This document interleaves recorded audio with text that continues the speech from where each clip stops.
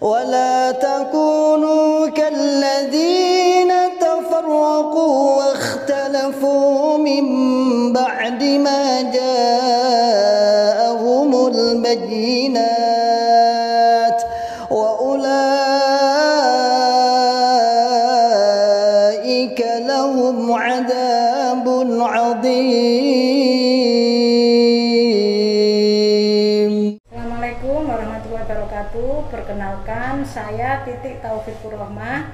Saya juga mubalighot Jokam dulunya, tetapi tidak formal karena tidak pernah mondok ya. Jadi menyampaikan juga ya, mengajak juga teman SMA, teman kuliah. Saya dari Surabaya ya, tepatnya di Gunung Anyar. Umur saya 54 tahun ya, jadi saya kelahiran 68, dan sejak lahir itu juga saya ini sudah masuk ke Islam Jamaah karena ibu dan bapak saya itu juga Islam Jamaah, dan ibu saya ini mubalighot awal-awal sekali ya, jadi masih ada Pak Haji Nur Hasan ya, ibu saya itu sudah menjadi mubalighot saat itu. Saya insya Allah 2003 itu sudah tidak aktif, dan saya juga sempat didatangi, pasti kan diterobos gitu. Mengapa nggak ngaji ya, saat itu permasalahan Marioso ya, jadi ada ketidakadilan ya, lalu juga oleh pengurus ditanya apakah kalau imam daerahnya ganti Bu Titi akan ngaji lagi. Saya bilang tidak, karena apa, saya melihat penyelesaian masalah Marioso itu menunjukkan betapa pengurus entah tidak tahu agama atau tidak mau tahu gitu ya, dan menomorsatukan masalah duniawi. Itu saya miris sekali, sehingga yang tadinya kita ini seperti saudara Sinarowedi ya katanya gitu ya, akhirnya bermusuhan. Sudah sampai ada istilah saudara nggak jadi Sinarowedi tapi Sinarowedos gitu ya. Nah, akhirnya dari situ saya berpikir, agama kok dibalut dengan kekerasan ya, dengan ancaman-ancaman. Itu bagi saya meragukan kebenarannya.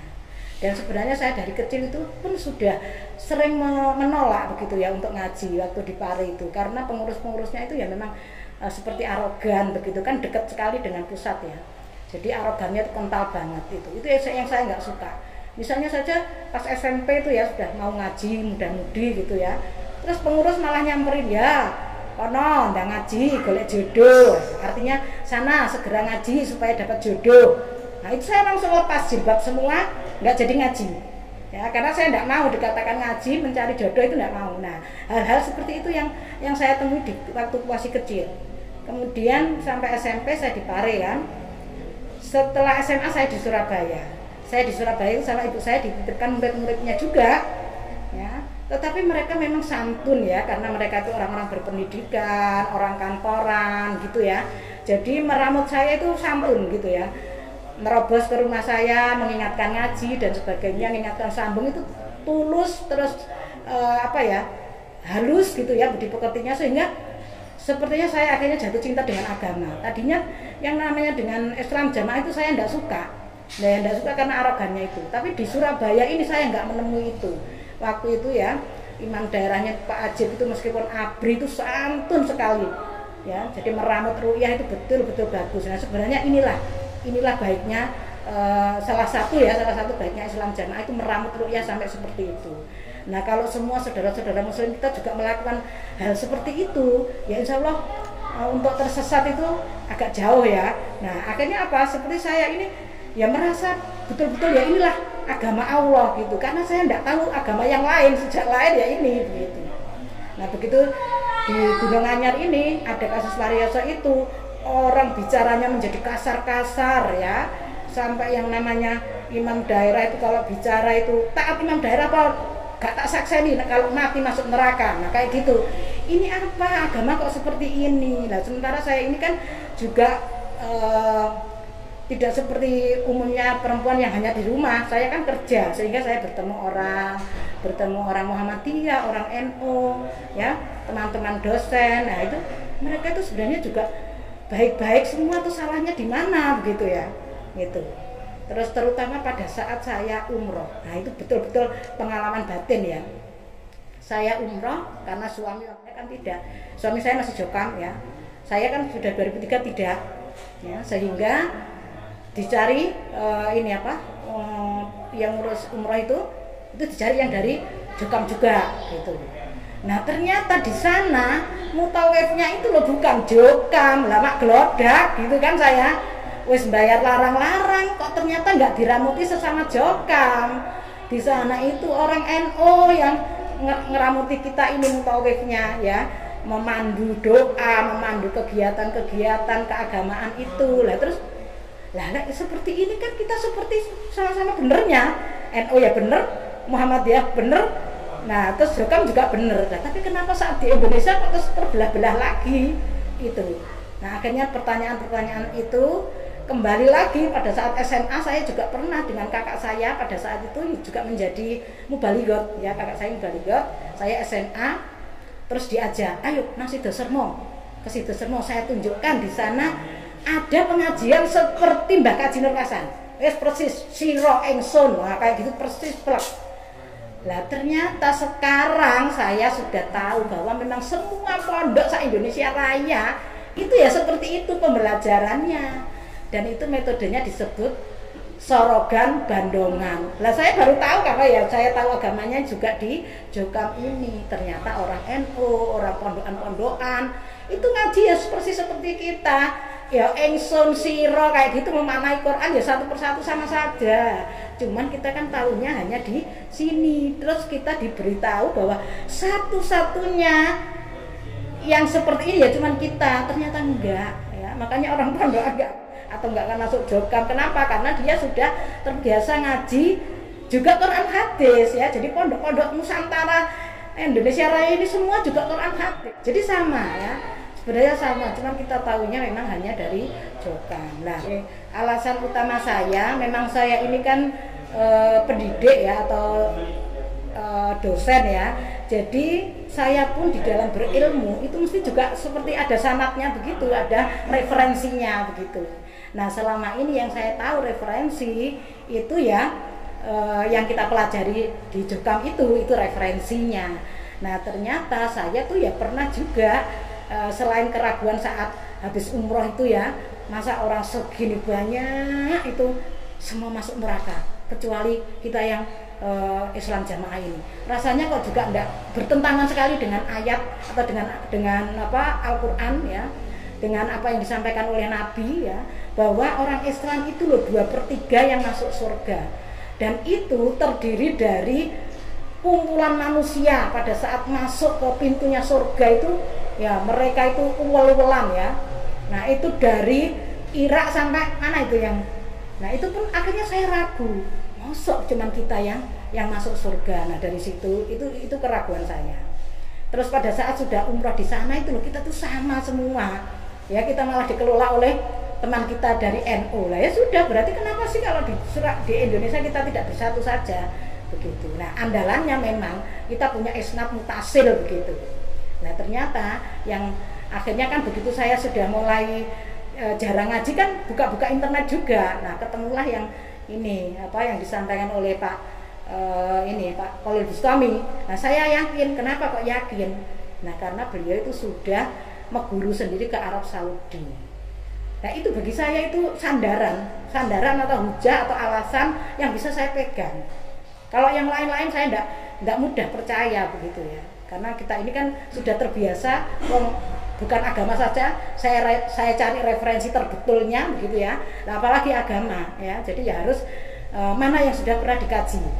Nah, apalagi itu sudah lulusan Masjidil Haram. Nah seperti itu. Loh kok itu malah ditolak. Nah akhirnya saya malah ragu sekali bahwa di dalam jamaah ini pasti ada sesuatu yang salah. Dengan ilmu yang dicari dari Masjidil Haram ya, terus diterapkan kok enggak mau. Nah itu. Terus diajak tabayun kok enggak mau. Nah ini sudah sesuatu yang bisa kita pegang sebagai acuan, ada sesuatu yang salah di sana. Nah yang bisa menjelaskan dengan detail ya tentu Pak Khalil Bustami dan kawan-kawan itu. Sehingga saya akhirnya aktif melihat YouTube-nya beliau itu, dan kajian-kajiannya itu ya Allah ternyata seperti ini ya, Quran dimaknai begitu detailnya ya, seperti itu. Nah itu semua yang selama ini oleh Jokam dianggap kitab karangan, Nah, padahal justru itulah tuntunan kita. Bahkan saya itu sangat salut loh. Kenapa? Referensi Quran hadis itu seperti ini, ada penjelasannya sampai detail. Lah kalau yang namanya referensi jurnal internasional, nggak ada orang yang mencoba menerjemahkan tiap detailnya, nggak ada. Ya akhirnya kita lebih banyak pikiran kita sendiri mengartikan jurnal-jurnal internasional itu. Lah sementara kalau Quran hadis ada sirah-sirahnya yang dijelaskan begitu detailnya, ya inilah cara Allah menjaga Quran hadis ini murni sampai dengan kiamat. Ini saya sangat yakin gitu loh. Lah saya dulu mikirnya yang jaga kemurnian ini ya Jokam. Nah itu. Tapi sekarang sangat jelas bahwa ilmu itu tidak sekedar seperti itu cara penyampaiannya, ya. Jadi harus ada aturan-aturannya karena memang sudah dilengkapi panduan istilahnya ya. Dilengkapi panduan malah mengatakan panduan itu adalah kitab karangan. Nah ini loh salahnya. Salahnya di situ. Jadi kalau panduan itu betul-betul dipelajari, ya insya Allah kita kalau punya kecerdasan ya, dan pasti Allah lah memberi petunjuk kita, insya Allah mudah memahami itu. Dan saya itu benar-benar sangat yakin dan sangat percaya begitu. Dan inilah yang memang harus kita kejar, ya karena kita beragama, kita hidup itu hanya sekali. Setelah itu meninggal mati ya, itu. Nah kalau nggak benar, ya seperti yang kita tahu akan kemana ya seperti itu. Dan yang paling bagi saya itu andalan ya, yaitu yang diceritakan bagaimana bahayanya orang takfiri. Nah ini kepada saudara-saudara saya yang masih ada di Jokam, adik-adik saya itu semua, saya nggak bisa menarik mereka langsung keluar karena saya pun juga tidak tahu akan membawa mereka kemana begitu kan. Nah kalau mungkin seperti Pak Kiai Khalil ya sudah dengan enaknya begitu. Saya pun masih minim dalam artian itu. Dan mereka sudah terbiasa yang namanya ngaji itu seperti segojangan setiap hari. Bagaimana saya mengarahkan mereka ngaji kemana? Nah akhirnya saya hanya berpesan, tetaplah silakan mau tetap di Jokam, tapi jangan takfiri nomor 1 itu. Ya jangan takfiri itu harus betul-betul dijalankan. Kalau anaknya tertarik dengan orang muslim sesama muslim ya silakan gitu, nggak seperti selama ini menikah harus dengan sesama Jokam. Nah itu berarti kita masih takfiri ya, takfiri dalam artian kelakuan begitu ya. Kalau takfiri dalam artian ilmu ya kita menurunkan terus ke jangan bergaul dengan ini, jangan bergaul dengan itu yang di luar Jokam. Nah itu takfiri betul juga. Nah ini yang saya selalu tanamkan ke adik-adik saya ya, supaya tidak takfiri nomor 1 gitu. Wis itu supaya kita selamat sajalah. Jadi itu yang saya tekankan kepada keluarga saya. Saya WA terus di grup. Pokoknya yang penting jangan takfiri. Terus kajian-kajian itu jangan cuma mencari saja atau di Jokam saja, tapi carilah ilmu di mana-mana. Karena ilmu dunia saja loh kita mencari itu harus seperti ini. Apalagi ilmu akhirat, harus cari sandaran yang benar. Yang katanya isnad mutasil itu seperti ini ya. Jadi selama ini kita sudah dikelabui karena kita ya memang dilahirkan di situ, tahunya hanya itu ya. Nah, sehingga dari kelima saudara saya ini semua mubalighot ya. Semua mubalighot. Saya pada saat masih kecil sebelum SD itu pasti ikut ibu saya. Semua sebelum SD ikut ibu saya. Tapi begitu sudah sekolah dasar atau sekolah negeri gitu ya, itu kan dilarang dulu itu. Ya, jadi orang-orang pondok itu tidak boleh sekolah umum. Ya, sehingga kalau sekolah umum ya saya sudah langsung ikut nenek, ikut mbah saya di Pare itu, karena ibu saya kan di Kediri. Nah, pada saat saya kecil, saya betul-betul masih kecil gitu, karena adik saya itu yang nomor 4 belum dilahirkan ya, saya nomor 2 belum dilahirkan, jadi mungkin sekitar 3-4 tahunan lah itu. Itu saya itu pekerjaan ibu saya amal soleh ya, selain mengajar guru pondok, itu amal solehnya itu jahit ya, jahit baju-baju keluarganya Pak Kaji Lukasan kalau sobek ya, kalau mau membuat baju-baju seperti itu ya, itu saya bagian jahitnya. Nah itu saya sering kan diajak masuk ke situ. Nah otomatis saya kecil tentu penasaran ya yang namanya dengan Mbah Kaji gitu ya. Wah ceritanya macam-macam dulu ya, kalau habis sholat katanya di sarungnya banyak uangnya, krecek gitu. Tapi saya itu ya nggak pernah ketemu itu, cuman cerita aja. Sehingga saya kecil itu kayak penasaran gitu. Tapi Mbah Kaji itu bisu gitu ya. Saya itu penasaran, kayaknya enggak loh. Nah akhirnya saya itu terus DP supaya tahu pada saat dia berbicara. Nah suatu saat beneran ya dia berbicara dengan istrinya yang nomor 4 itu ya. Jadi minta digorengkan ikan. Waktu itu masih ada kolam ya, ada kolam di pondok itu ada kolam. Aku goreng sing iku ya. Saya minta tolong digorengkan yang itu ya. Nah, pesan istrinya kayak gitu lah. Itu saya langsung lari. Woi mak, ternyata Mbak Kaji itu gak bisu. Nah itu saya langsung diambil sama ibu saya ya, digendong pergi jauh gitu ya. Karena tahu kan yang itu kan dibitonakan, kok saya ngomong aja itu ya. Jadi akhirnya saya itu dimarah-marahi sama ibu saya, jangan ngomong gitu lagi, jangan ngomong gitu lagi ya, seperti itu ya. Jadi itu waktu itu kayak rahasia gitu. Setelah saya sering melihat YouTube dari Pak Khalil Bustami dan kawan-kawan ya, itu pun saya baru tahu betul-betul baru tahu ya. Jadi perbedaan antara Islam jamaah ini dengan Islam yang pada umumnya ya. Jadi bahwa Islam jamaah ini kan selalu mengatakan semua dibitonahkan, termasuk punya pemimpin juga dibitonahkan. Padahal agama itu kan nggak boleh dibitonahkan. Agama itu disiar-siarkan supaya orang paham. Nah kalau sudah paham memeluk agama itu kan dengan keyakinan penuh gitu. Jadi nggak boleh ada yang dibitonahkan. Itu yang pertama ya. Jadi kita itu nggak boleh bitonah karena kita ini harus jadi penyiar agama. Siar-siar agama kan nggak boleh ada bitona. Lah ini yang saya baru tahu. Lah kenapa kok bitona? Ada sesuatu yang disembunyikan itu, yang tidak ada di Islam yang lain. Karena Islam yang lain itu mengikuti sirah-sirah yang ada bahwa Islam itu rahmatul lil alamin. Terus juga tidak ada yang namanya pemaksaan begitu ya. Yang namanya agama itu nasihat, itu halus, akhirnya orangnya paham terus menjalankan. Seperti itu.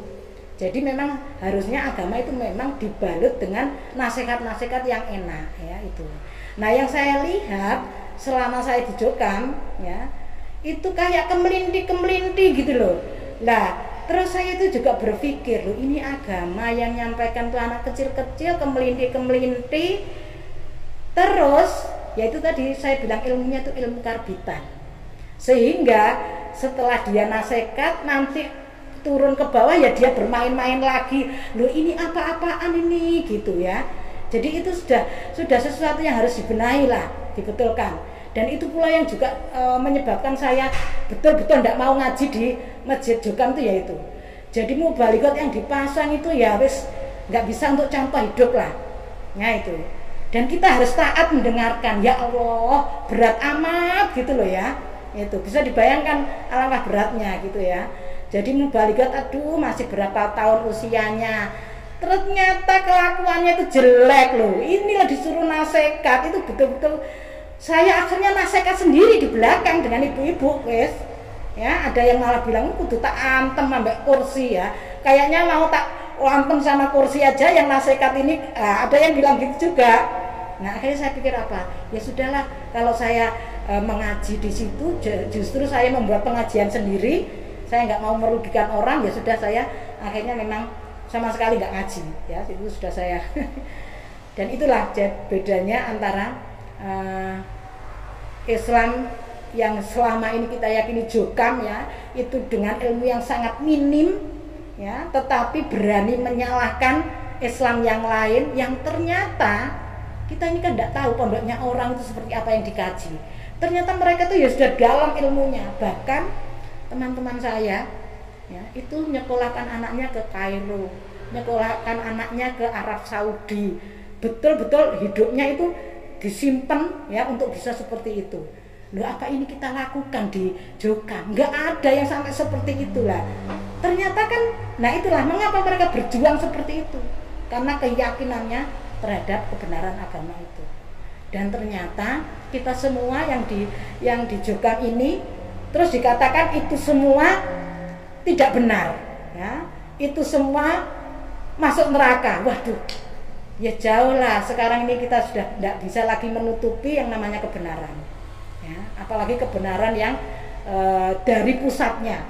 Itu kan sudah ada juga di dalam ayatnya bahwa ada 2 kota ya, penguasa 2 kota itulah yang akan menjaga kemurnian agama, yaitu ya di Mekah Madinah itu. Nah kalau Mekah Madinah aja sudah dikatakan itu tidak benar, nah ini bermasalah ini yang mengatakan ini, karena Allah menjaga kemurnian agama ya dari dua kota itu sampai akhir zaman ya, sampai kiamat gitu loh. Nah kalau kita mengatakan Jokam mengatakan bahwa itu semua sudah tidak murni, yang murni ya kita inilah, ini justru dipertanyakan ini sekarang ini. Jadi harusnya ya para Jokam itu malu gitu loh, ilmunya cuma kecil tapi nyalahkan semua orang yang ilmunya gede-gede, yang ilmunya sudah tinggi-tinggi. Nah sekarang alhamdulillah sekali dengan keberadaan teman-teman yang sudah mondok di Masjidil Haram ini, termasuk Ustadz Khalil dan kawan-kawan ini. Sebenarnya ini adalah aset ya. Saya itu berharap ya Jokam itu ada kesadaran, ini loh anakku sendiri, ini loh asetku. Ayo membenahi semua yang salah-salah. Saya berharap begitu. Karena saya pun ya bagaimanapun juga masih ada ikatan yang sangat kuat ya dengan teman-teman Jokam itu. Karena dulu kita ini kan dulur Sinorowedi begitu kan ya. Ya hanya masalah Marioso kita menjadi begitu gencarnya kita bertengkar dan sebagainya ya. Tapi sesungguhnya apa yang sudah dibangun kalau mau dilanjutkan tinggal sedikit loh memperbaikinya. 10% hilangkan, takfiri hilangkan, terus yang tidak Quran hadis hilangkan, terus ada hadis-hadis yang dipotong loh, kamu nggak merasa berdosa motong-motong hadis. Nah diluruskan lagi, mumpung sekarang ada ustadz-ustadz yang sudah mumpuni ilmunya, ayo dikembalikan lagi. Insya Allah yang namanya keimanan Islam itu manis sekali rasanya, sudahlah ya. Terus apa sih yang diperjuangkan? Karena saya melihat efek dari 10% itu sebenarnya sekarang ini wujud nyata di depan mata. Mereka sudah nggak bisa ngelola, banyak aset macet yang sebenarnya itu merugikan orang-orang yang sudah infak itu. Karena apa? Tidak ada perkembangan, tidak dibuat masjid, tidak dibuat sabilillah, tidak dibuat kegiatan-kegiatan keagamaan. Mereka tidak punya apa-apa. Artinya dari pahala tidak ada peningkatan apa-apa. Ini sudah kolab kayak gitu, nggak bisa mengelola. Lambu ayo, toh kita ini apa kalau kaya terus makannya bisa 5 piring kan ya enggak, tetap 1 piring gitu loh. Dan untuk apa kita ngumpul-ngumpulkan semua? Harus sadar bahwa itu akan menjadi api neraka gitu loh. Itu yang nggak sadar. Dan saya salut dengan masjid-masjid yang setiap Jumat menyampaikan berapa rupiah yang didapat dan berapa yang sudah dibelanjakan. Nah sekarang dibuat 0, saldo 0. Itu artinya apa? Membebaskan dari pengelola-pengelola ini dari api neraka, nggak pegang uang-uang sabilillah. Itu persis seperti Nabi. Nabi juga begitu. Ada kurma yang dari sumbangan dari mana, terus dikembalikan lagi, diberikan kepada fakir miskin. Selesai habis. Ya, entah tiap bulan sekali, entah tiap minggu Jumat sekali, selesai. Tidak ada barang-barang sabilillah ya. Itu akan membuat bersih kita semua. Nah, sebenarnya tinggal belajar itu. Belajar tidak serakah ya, belajar tidak serakah. Saya itu pernah mengalami miskin semiskin-miskinnya. Dan alhamdulillah kalau sekarang mau beli apa saja yang pengen saya makan, sampai kadang-kadang itu saya pengen beli apa ya, nggak punya keinginan sampean ya. Itu artinya apa? Saya sudah punya uang. Itu pun saya nggak bisa makan 5 piring, itu nggak bisa. Jadi percayalah, kalau sudah menjadi orang yang punya duitnya banyak itu juga nggak ada artinya apa-apa. Nggak ada artinya apa-apa kita makan tetap 1 piring. Dan kalau hobi kita misalnya makan sama sambal tumpang, ya sudah itu yang nikmat. Ya. Terus kita juga nggak doyan yang namanya duakin bermacam-macam, itu terbatas ya. Jadi manusia itu terbatas. Ayolah ya. Jadi saya itu terus terang masih ada ikatan besar kepada Jokam. Dan saya berharap semua saudara-saudara saya semua Jokam ini menyadari hal itu ya. Kita cari agama itu yang benar ya. Dan sebenarnya di Jokam itu sudah tertanam seperti itu, cuman ya itu tadi loh, kalau sanad ternyata sanadnya itu sudah tidak nyambung. Lah sekarang ada yang nyambungkan, Pak Khalil dan kawan-kawan itu loh aset, ayo. Nah sekarang kita akhirnya sudah nyambung kalau mau ya itu. Nah kita bisa membersihkan apa ya yang dikatakan subhat ya itu ya, yang membuat kita itu terjerat ke neraka dulu ya, baru nanti entah berapa tahun lamanya baru ke surga ya, seperti itu. Terus dalam memaknai kan semua kita sudah membuktikan itu semua untuk suatu tujuan ya. Jadi ada sesuatu yang diperjuangkan ya, dengan banyak sekali membuat bitona loh. Coba dibuka lagi, bitona itu kapan sih boleh dilakukan? Itu saat perang ya. Bitonahnya terhadap siapa? Terhadap musuh. Ya, kalau ditanya di situ ada pasukan enggak? Oh, enggak ada. Padahal di situ ada. Lah seperti itu saja yang boleh pada saat perang. Begitu selesai perang, bitonah itu sudah enggak ada lagi. Begitu ya. Jadi kita itu dengan orang siapapun enggak boleh berbohong. Ya, dengan alasan apapun wes. Ya, nah sekarang ini jenengan kan tahu semua toh. Ini bitonah, ini bitonah, ini bitonah. Bahkan mau beristri lagi terus bitonah coba. Nah, istri itu kan orang iman yang setiap hari juga bersama-sama satu kamar loh, itu dibitonai untuk bisa menikah lagi coba. Nah, hal-hal sepele duniawi itu loh. Sekarang ini sudah tidak punya lagi kita kejar. Ya, kita umurnya tinggal berapa? Saya betul-betul berharap ya teman-teman yang masih ada di Jokam. Saya juga pernah di Jokam, ya kan. Cuman saya ini sebenarnya dari kecil itu sudah mikir-mikir ini mesti ada yang salah ini, kayak gitu. Karena agama itu tidak disampaikan dengan arogan, tapi disampaikan dengan seperti Nabi kan, kita ini contoh Nabi toh. Nabi itu lemah lembutnya bukan main. Jadi waktu itu saya memang dengan Jokam dari kecil itu sudah ada keraguan, karena saya selalu membanding-bandingkan guru agama saya bandingkan dengan mubalek yang Jokam, yang kemelinti, yang apalah. Guru saya itu dengan santunnya menyampaikan ayat-ayat Al-Quran itu sudah mulai ada keraguan seperti itu. Dan sekarang dengan penjelasan Pak Khalil Bustami, saya betul-betul merasakan ya seperti inilah seharusnya agama Islam ya. Seperti inilah kita seharusnya membangun agama Islam ini. Tidak ada yang ditutup-tutupi, tidak ada bitonah-bitonah ya, karena kita sudah tidak perang lagi. Perang dengan siapa? Kiri kanan semua muslim, Muhammadiyah, NU semua muslim ya, seperti itu. Ya, itu. Saya ingin menceritakan salah satu sisi dari penelitian saya, karena saya itu seorang dosen, saya punya kewajiban tridharma, mengajar, meneliti, dan mengabdi pada masyarakat.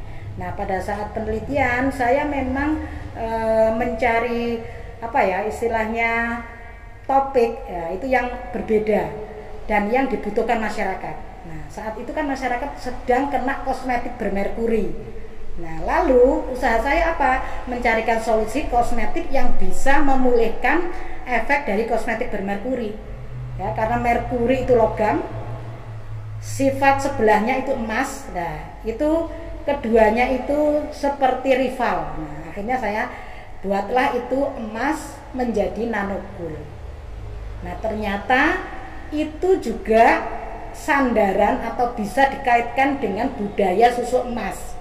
Ya, jadi emas berupa jarum kecil dimasukkan ke dalam jaringan kulit, ya, entah itu di pantat, pipi, pinggul, ya, atau mungkin juga di bagian-bagian yang lain, lutut dan sebagainya. Nah, itu akan terlibrasi emas itu menjadi nanomaterial.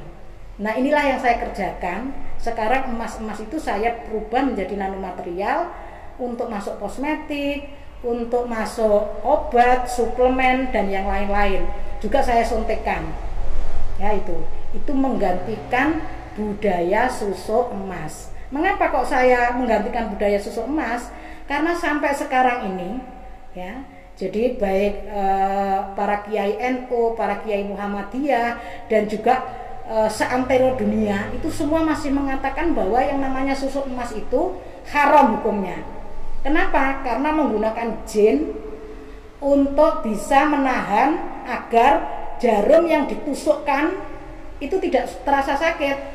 Ya, jadi dengan bantuan jin itu, sehingga pasti yang memasang adalah dukun atau saman ya, jadi bahasa Inggrisnya saman ya. Di mana-mana ya, susuk emas itu tetap masih menggunakan perdukunan. Dan di Indonesia ini yang pakai susuk emas itu banyak sekali ya, banyak sekali. Pegawai-pegawai ingin naik pangkat juga susuk emas ya. Entahlah apa yang terjadi, mungkin orang akhirnya ngelihat begitu menariknya orang ini ya, sehingga menyenangkan, terus dinaikkan pangkatnya, entah seperti apa cara kerjanya.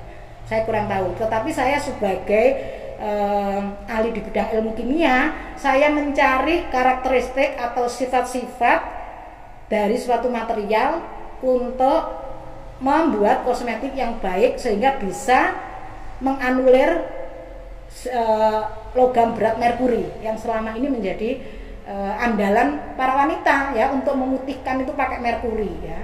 Seperti itu. Nah, itu sekarang sudah saya ganti metodenya dengan nano gold ya. Jadi emasnya saya buat nano material dulu di lab, baru itu masuk ke kosmetik, masuk ke suplemen ya, atau disuntikkan juga. Nah, itu menggantikan ini apa? Susuk emas ya, menggantikan susuk emas. Nah, inilah ya, tiba-tiba saya ini juga tidak merancang apapun ya. Saya hanya betul-betul bekerja sebagai ilmuwan ya itu. Nah, akhirnya suatu saat ini saya terapkan pada masyarakat saat Covid. Karena pada saat Covid itu orang butuh imun yang kuat.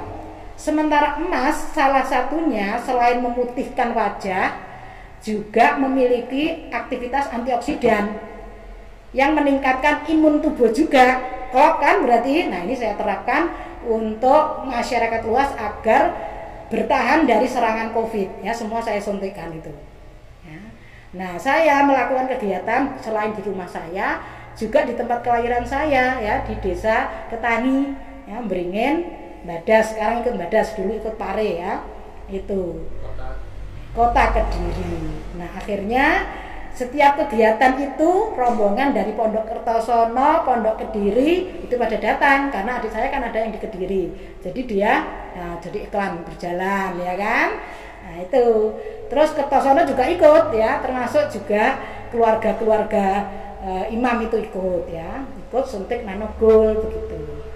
Nah, suatu saat penggedenya yang paling gede sekali itu ya, itu juga datang ya, mengantarkan istrinya yang juga suntik. Beliau tertarik kelihatannya. Saya baru bercerita ya kan, bahwa kegiatan penelitian saya ini berharap bisa menganulir budaya susuk emas yang sampai sekarang ini masih banyak dilakukan. Wah, langsung beliau nyaut, itu saya juga susuk emas ini ya. Saya juga susuk emas ya. Yang bilang adalah penggedenya Jokam ya, imam ya, imam. Nah, itu ternyata juga susuk emas. Lah, saya baru akan mengatakan, loh, saya ini ingin menganulir kemusyrikan itu ya. Tapi kan nggak enak ya, saya sama dengan menuduh, Pak sampean ini musyrik ya. Bapak ini musyrik loh, kan nggak enak. Karena kan banyak orang gitu. Terus akhirnya saya pesan nasihat ya, pesan nasihat kepada istrinya imam yang dulu yang sudah meninggal ya. Saya pesan tolong ya, adik penjenengan, adik ipar ya, diingatkan. Kalau saya tidak mengingatkan begini saya dosa. Karena salah satu impact penelitian saya itu saya berharap kemusyrikan susuk emas itu bisa, kalau bisa nggak ada di Indonesia lagi gitu loh. Ya, semua ganti suntik nano gold saja, pakai teknologi paling modern ya, nano material. Nah, itu harapan saya begitu. Nah, saya berharap, karena kalau dari sisi agama saya langsung akan datang ya, itu juga sepertinya kurang sopan ya. Jadi saya berharap ini justru nanti Pak Khalil Bustami dan kawan-kawan ya, yang datang kepada itu tadi Bapak Imam tadi itu ya, paling tidak penjenengan masih juga ada keselip-selip sedikit-sedikit. Nah, dari situ mungkin bisa masuk nasihatnya ya. Jadi tidak semua yang selama ini kita yakini benar adalah benar ya kan, termasuk penjenengan juga ikut ini susuk emas ini kan sesuatu yang haram. Nah, ayo itu dihapus. Nah, mari yang salah-salah kita benarkan. Nah, dengan demikian kan tidak ada manusia yang dikultuskan semua omongannya benar dari tahun berapa sampai tahun berapa ya, itu masuk nanti di sana. Juga tentang 10% itu nggak benar. Nah, ayo ini kita betulkan, wes dihentikan aja 10% ini nggak bisa ngelola ternyata juga ya kan. Terus kita juga jangan serakah-serakah lah ya, makan juga cuma satu piring aja. Nah, insya Allah nanti pelan-pelan bisa masuk ke sana ya, bisa masuk ke sana. Dan tentu saja kita ya berdoa dulu ya, berdoa sebelum bertemu untuk memberikan nasihat itu berdoa dulu supaya hatinya itu lemah lembut ya, terus bisa dimasuki sesuatu. Dan kita giring untuk ya tadi itu ilmunya Pak Khalil dan kawan-kawan masuk semua. Nah, insya Allah kita bisa menyelamatkan banyak orang ya. Karena terus terang saya tidak ada dendam apapun. Bahkan saya itu loh berterima kasih juga. Karena apa? Saya itu sebenarnya juga diselamatkan loh oleh Jokam ini. Karena apa? Jokam itu kan nasihatnya orang nggak boleh pacaran, nggak boleh. Itu bagus loh. Itu bagus ya. saya juga tetap terjaga sampai menikah, tidak pernah namanya pacaran ya, gitu. Dan ini bagus sekali. Nah, jadi saya pun juga masih merasa berhutang budi. Ya. Lah hutang budinya apa? Saya sangat klop dengan yang disampaikan Pak Khalil ya. Hutang budinya kita wujudkan dengan ayolah ya, membuka ya, hidayah pasti dari Allah ya kan, tapi kita mencoba membuka ke sana, barangkali ada pemikiran yang sama dengan kita sehingga kita tidak takfiri lagi, aman dari bencana kita takfiri itu ya kan. Nah, kita menjadi tidak takfiri, terus kita mencoba memulai membetulkan lagi apa yang belum betul. Nah sekarang ilmu sudah semuanya didapatkan oleh Pak Khalil dan kawan-kawan. Nah kalau teman-teman juga yang mendengarkan terus akhirnya juga ikut sadar ya, alhamdulillah ya, ini adalah cara Allah menunjukkan hidayahnya itu betul-betul masing-masing ya, tiap orang itu sendiri-sendiri. Saya berharap begitu juga ya. Jadi klarifikasi ini tuh saya berharap ini adalah wujud dari kasih sayang saya ya, wujud dari rasa terima kasih saya selama ini sudah dicukam ya. Pernah ada permasalahan besar Marioso ya sudahlah ya, itu cobaan ya, seperti itu. Dan yang paling utama itu membetulkan tauhid kita. Jangan sampai mengkultuskan bahwa kalau ucapannya yang namanya Mbah Kaji Nur Hasan dari dulu sampai sekarang itu masih merupakan yang dipegang dan sebagainya. Nggak ada manusia yang betul selama seperti itu, tidak ada ya gitu. Nabi saja yang sudah dijamin ya, itu baru Nabi saja, tidak boleh yang lain, nggak boleh punya seperti itu. Memang tidak ditakdirkan seperti itu, manusia pasti bersalah ya. Jadi kita jangan mengkultuskan, mari tabayun ya, terutama itu. Dan kita ini wajib loh, tabayun itu wajib ya. Jangan takut ya, jangan takut terus nanti miskin, tidak ada ceritanya ya. Jadi kita betul-betul ingin memurnikan agama, insya Allah Allah itu menolong.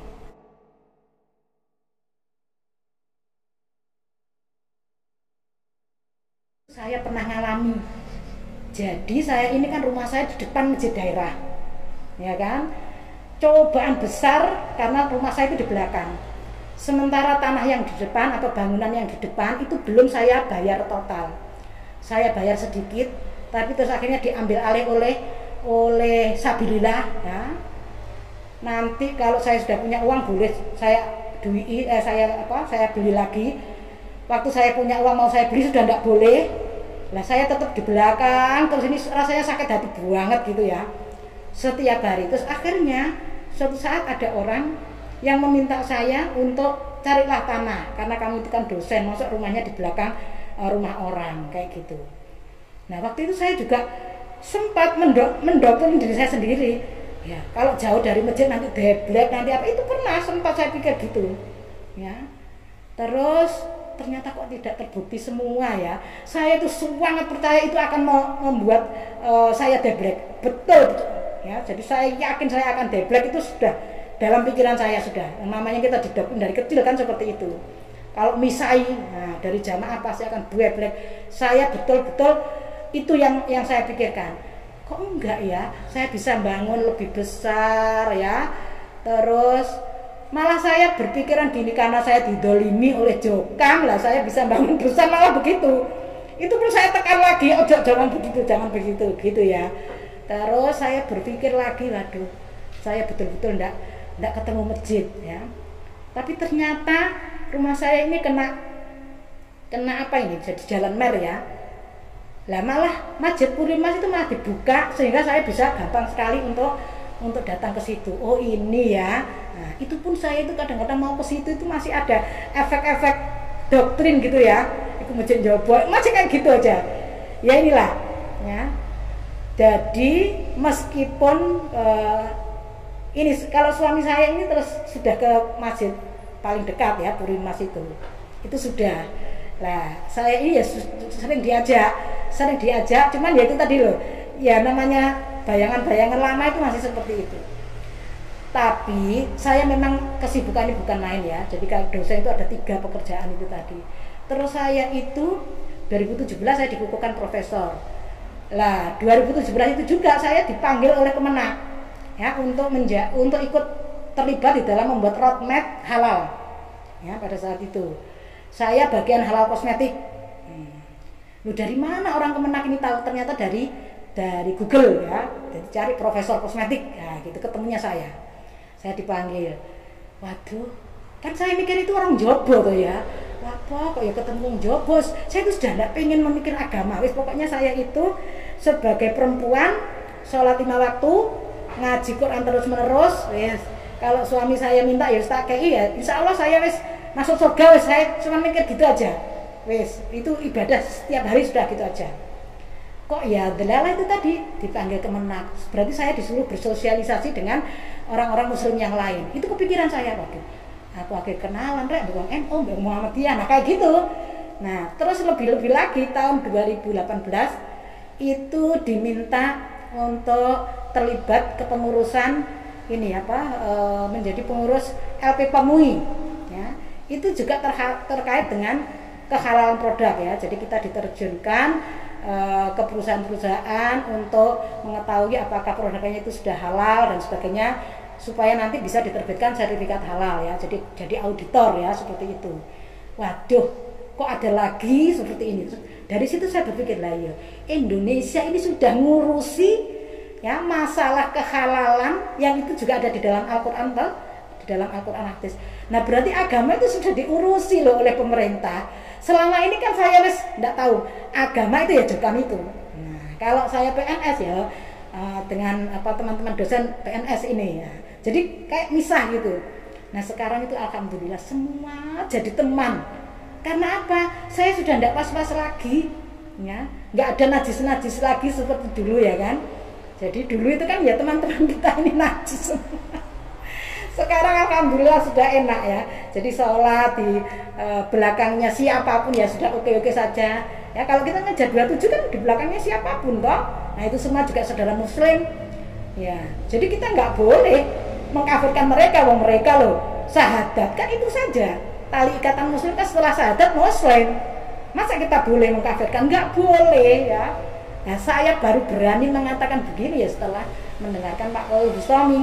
Nggak boleh kita mengkafirkan orang, itu nggak boleh sama sekali ya, jadi itu semua adalah doktrin, dan ini juga yang saya terapkan kepada saudara-saudara saya yang insya Allah ini mau umroh bareng-bareng ya. Semoga nanti di sana ketemu dengan saudara muslim sak jagat ya. Itu saya itu langsung kayak ada getaran bareng, ada getar, aduh saudara semua. Waktu mengelilingi Ka'bah ya, kita kan juga bergerak bareng ya, itu kita sudah menjadi satu getaran ya, getaran seperti itu. Dan semoga nanti saudara-saudara saya juga akhirnya pikirannya terbuka bahwa Islam yang lain itu juga betul semua. Kalau kita ingin menjadi satu golongan kan ya itu. Jadi jangan sampai membuat firqah. Saya dulu pernah bertanya ini pada mak saya, kalau kita sekarang ini membuat satu golongan sendiri, apa enggak kita ini sama dengan nambahi tadi itu, masuk ke yang 72. Saya pernah tanya gitu ya. Lah masuk kita ini golongan yang tunggal, yang dikatakan iya itu, dan kita inilah yang tunggal masuk surga, yang lainnya 72 golongan. Selalu begitu mak saya. Lah saya nggak punya ilmu seperti yang disampaikan Pak Khalil. Lah kalau saya sekarang, saya bisa menggebu-gebu. Jadi kalau siapapun yang misahi, berarti kan membuat orang lain beda dengan kita. Ya kamu inilah yang membuat firqah ya kan.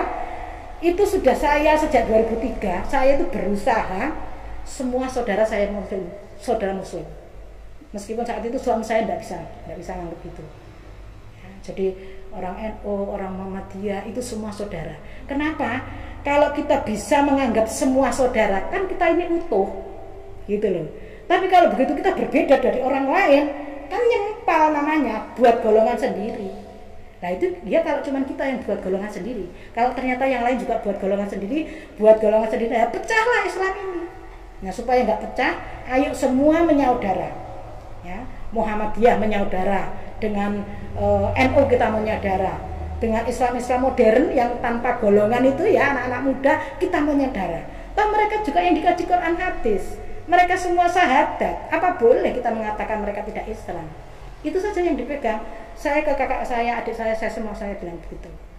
Kalau kakak saya enak, karena dulu pas SMA saya sudah pernah dia cerita ke saya, dulu persis pengajiannya Mbah Kaji.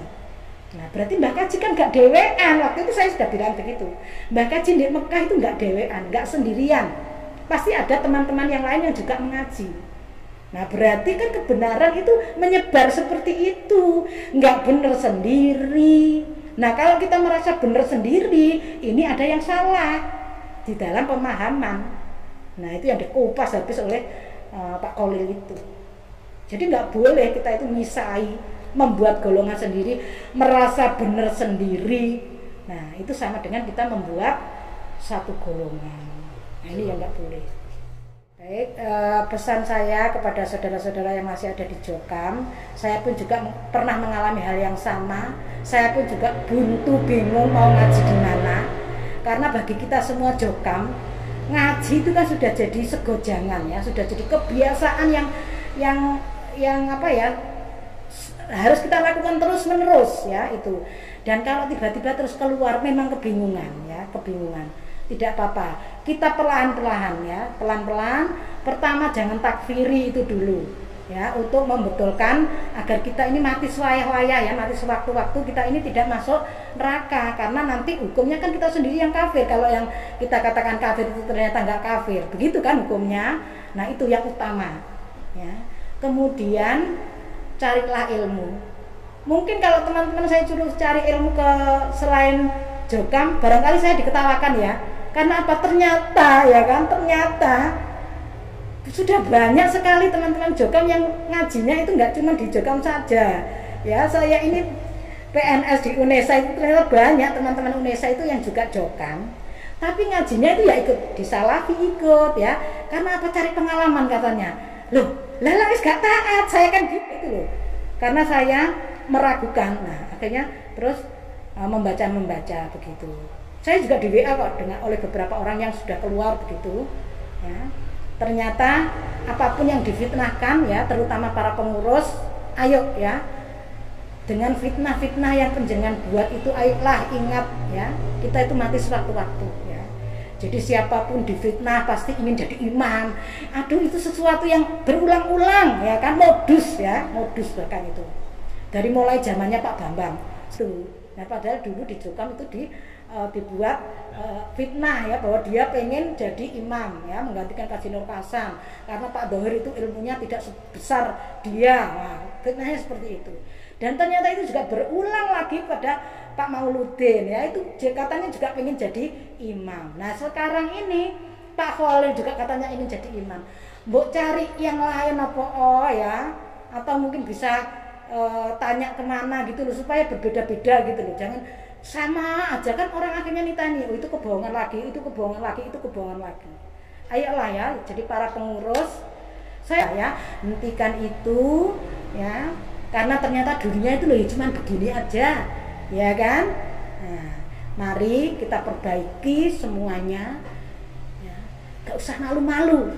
Saya profesor juga gak malu bahwa saya ini betul-betul tersesat kemarin itu, tidak tahu ya.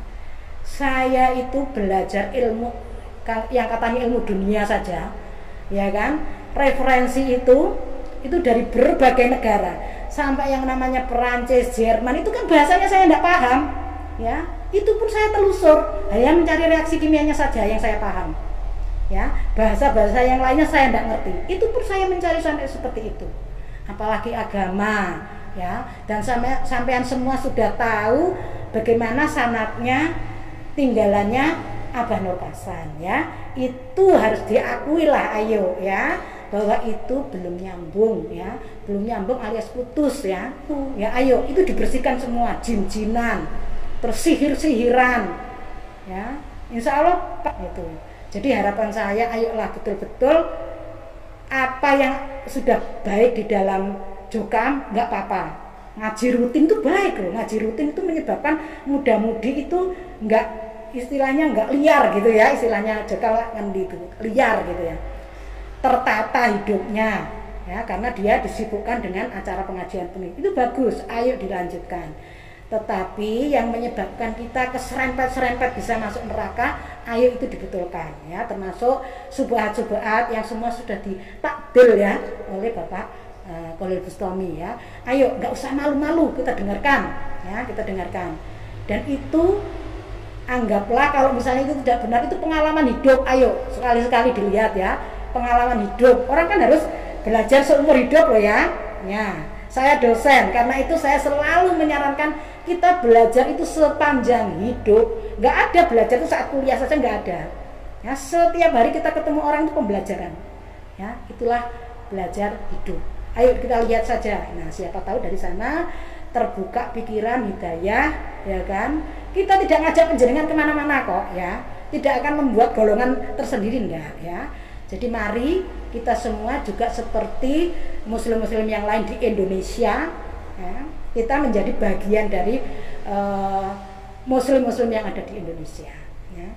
Dan kita nanti akan enak sekali hidup tanpa bitona-bitona, tanpa bersembunyi-sembunyi, ya. Amirnya mana? Amirnya beli es, ya. Jangan, ya, sudah hentikanlah. Itu semua kita sudah hafal, ya, sudah tahu, dan itu akan terus, ya, menjadi pikiran-pikiran kita ini nggak bersih. Ya, agama kalau sudah bersih itu enak banget, ya. Ke masjid manapun, masjidnya Allah, ya. Kemanapun kita bisa infak di mana-mana, ya, itu. Wes, nggak usah membebani pengurus dengan uang kita yang terus ditaruh di situ, itu menjadi api neraka buat pengurus-pengurus itu. Wes, sudah, ya. Jadi kita di mana-mana bisa infak, fisabilillah. Ya, masjidnya Allah semuanya. Tidak ada masjidnya orang NU, masjidnya orang Muhammadiyah, tidak ada. Ya, masjidnya Allah semua kita datangi. Ya, kita butuh sholat zuhur di mana terdekat, sholat asar di mana terdekat. Udah, kita mau infak dimanapun, alhamdulillah insya Allah diterima oleh Allah, ya. Gitu. Sehingga kita akan menjadi satu golongan saja, ya. Saya ada cerita, ya. Semoga ini bisa menggeser sedikit kepercayaan penjenengan semua, ya, bahwa yang selama ini pengurus itu kita elu-elukan betul-betul bisa mengurusi kita semua, ya, termasuk ketaatannya, ya. Nah, kalau kita ruqyahnya kan mesti selalu disuruh 10%. Ternyata pengurusnya itu tidak semuanya loh, ya. Ini saya diberi informasi, ya, sangat akurat, sangat valid, ya. Jadi dari pusat sendiri tuh ternyata nggak semua pengurusnya itu bayar 10%. Kenapa? Karena dia tahu itu bid'ah, ya kan? Nah, makanya saya itu pernah kepikiran, ya, nanti itu ruqyah yang begitu taat masuk surga gampang, derurut. Tapi asal nggak takfiri tadi itu loh, ya.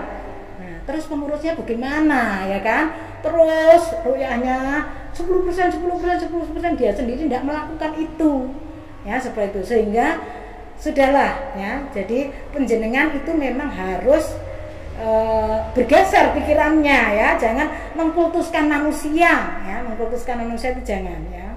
Jadi yang seperti itu, yang betul-betul lurus itu ya Nabi itu, ya, dan kita semua memang harus mencontoh Nabi itu, ya. Insya Allah cerita saya ini akurat, ya, bisa cek recheck silakan, ya. Nah, di pondok-pondok manapun silakan cek recheck kalau punya kenalan, ya. Jadi ternyata seperti itu. Terutama untuk pengurus ini, ya, yang tinggal di pondok juga, ya, pondok manapun, pondoknya Jokam, ya. Ayolah kita tidak usah menutup mata bahwa di dalam Jokam itu sebenarnya penguasaan terhadap nahwu shorof, terhadap bahasa Arab itu sangat minim, sangat rendah. Ngaku ataupun tidak ngaku, ayo kita belajar bersama, ya, belajar ke lulusan-lulusan Pondok Masjidil Haram, ya, lulusan-lulusan Kairo, ayo, ya, karena di dalam Jokam itu sangat minim ilmu itu. Nah, bagaimana bisa memaknai Al-Quran, memaknai Al-Hadis kalau sandaran keilmuannya saja itu tidak kuat? Saya tahu betul itu. Kenapa? Karena ternyata hanya motokopi, ya, hanya motokopi karangan dari teman-teman IAIN, ya, itu coba toh kayak gitu itu, ya. Nah, padahal kan harus isnad mutasil katanya, tapi ternyata untuk nahwu shorof dan bahasa Arab cukup motokopi. Nah, bagaimana kok bisa rendah sekali seperti ini? Ya, ayo diramut lagi ruqyahnya, ya. Jadi dingaji lagi oleh ustadz-ustadz yang lulusan dari Kairo, dari Arab Saudi yang gelarnya LC. Ayolah, itu aset, itu ilmu, ya, sehingga tidak perlu lagi moto-moto kopi. Itu pelanggaran loh, pelanggaran, karena sudah tertulis di sana barang siapa yang sengaja menggandakan dengan motokopi dan sebagainya akan kena denda sekian. Ayo, ya, itu bahaya, Nah, karena itu untuk urusan nausoro bahasa, ayo kita tidak usah malu-malu, ya, tidak usah malu-malu untuk ngaji pada ahlinya yang sudah ke Arab Saudi, ya, sudah dikirim dengan uang dari Jordan loh ya. Emang, ayo, ya, jadi ngaji lagi, ya, nambah ilmu lagi supaya nanti memaknai Quran dan hadis itu tidak compang-camping lah ya, karena ilmu nausoro, ilmu bahasa Arabnya sip ya. Jadi saya sarankan itu, ayo ya. Jadi silahkan entah mengambil ustadz dari mana, yang penting lulusan Kairo, LC dan sebagainya. Nah, untuk terutama nausoro dan bahasa Arab itu, ya, itu pesan saya pada pengurus sebagai bentuk tanggung jawab pembinaan keilmuan di dalam Jurkam. Ayo, nanti dari situ ketemu Pak Khalil dan kita bisa menyatu lagi ya. Itu pesan saya. Yang terakhir, dari hati yang paling dalam, saya minta maaf kepada saudara-saudara saya ya, yang dulunya saya anggap kafir ya, saya anggap najis bahkan ya, betul-betul saya minta maaf ya. Dan sekarang kita sudah menjadi saudara ya, harapan saya kita bisa bersama-sama membangun Islam menjadi rahmatul lil alamin. Ketemu saudara, ketemu saudara, ketemu saudara. Tidak ada lagi najis, tidak ada lagi kafir ya, semua saudara muslim ya. Itu karena Nabi berusaha mengislamkan kita semua. Janganlah ada di antara kita yang justru mengkafirkan saudaranya sendiri yang betul-betul sudah sholat, puasa, masuk kafir ya kan. Nah itu monggo, ayo kita semua, memang ini sesuatu yang agak sulit dari kebiasaan lama ya, ketemu kesenggol najis. Sekarang kita enak ya, jadi ketemu bisa berangkulan, tidak ada yang najis ya, seperti itu. Dan inilah manisnya Islam ya. Mari semua, saya berharap segera bisa merasakan seperti yang saya rasakan ya, ketemu teman muslim semuanya saudara ya. Itu pesan saya. Assalamualaikum warahmatullahi wabarakatuh. ولا تكونوا كالذين تفرقوا واختلفوا من بعد ما جاءهم البينات وأولئك لهم عذاب عظيم.